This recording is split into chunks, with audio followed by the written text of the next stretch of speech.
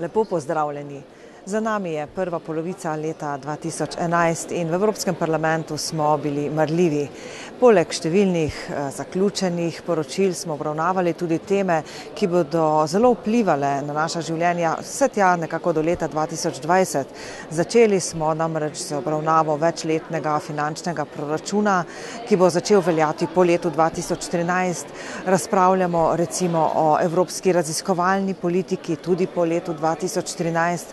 Ukvarjamo se z novimi podnebnimi in energetskimi cilji, ki so dolgoročni. Potem govorimo o tem, katere ukrepe uvesti, da bi spodbudili inovativnost v Evropi in tako dalje. Smo tudi tik pred sprejemom velikega zakonodajnega paketa o gospodarskem upravljanju, ki upam, da ga bomo čim hitreje v jeseni tudi sprejeli. No, sama pa sem zelo vesela, da smo kar v januarju že začeli z obravnavo direktive o izrabljenem jedrskem gorivu in o ravnanju z radioaktivnimi odpadki in da smo obravnavo tudi zaključili.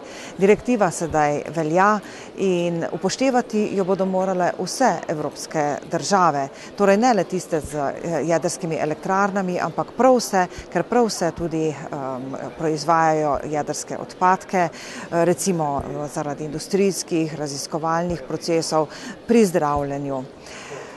No, sedaj sem zelo potrebna počitka, veselim se, da se bližam poletnim počitnicam in verjamem, da si to želite tudi vi, da ste tudi vi potrebni počitka. Zato vsem skupaj želim, da bi se v teh poletnih dneh naužili sonca, naužili narave, da bi se sprostili, si vzeli čas zase in da se boste družili z ljudmi, ki jih imate radi.